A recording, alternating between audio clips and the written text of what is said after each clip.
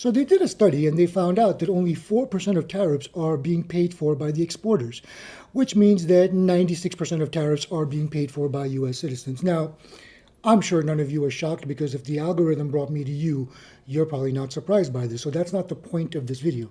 The point of this video is to basically tell you guys that this is going to take a while to come out of. And the reason why is because about 30 to 40% of this country is either functionally dumb or part of a cult or some combination of both.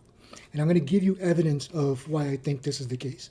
So we have to go back to about 2021, right? So think about the time there.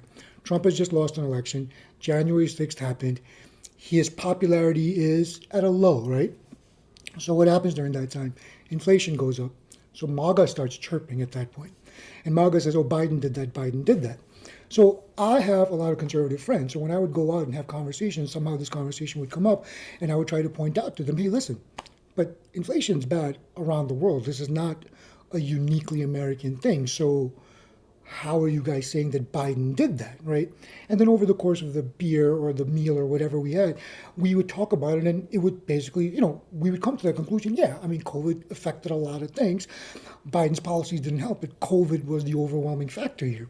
So you would think, okay, maybe they've seen some sense. 2 or 3 days later, something happens and on social media, the same people are like, Biden did that. So you have to understand that population just wants to listen. They want to hear what the administration is telling them because then they can justify their viewpoints. So this is going to take a while. And just look forward.